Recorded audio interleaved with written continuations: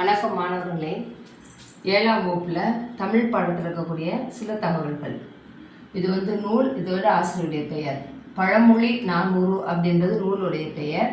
ஆசிரியருடைய பெயர் முன்னுரை அரையனார். அதாவது பழமொழி 400 இயற்றியவர் முன்னுரை அரையனார். அதுக்கடுத்து மலையருவி அப்படின்றது புஸ்தகத்தினுடைய பெயர். அது எழுதவினவர் யாருன்னா கீவா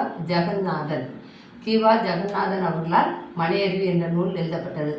அதை மழை அருவியாக கொட்டுது, ஜெகநாதா வாப்பா அப்படின்னு சொல்கிற மாதிரி இதை வச்சுக்கோங்க.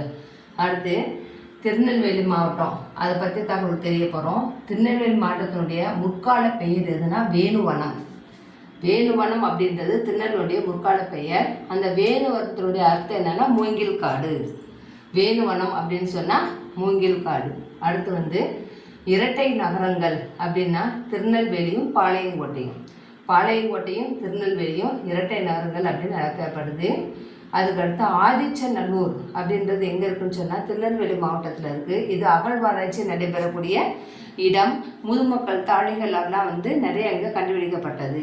சரியா? அதுக்கடுத்து திருநெல்வேலியில் பாயக்கூடிய ஆற்றினுடைய பெயர் தாமிரபரணி ஆறு. அங்கே ஓடுது. இதெல்லாம் இந்த இதில் இருக்கக்கூடிய முக்கியமான தகவல்கள். சரியா?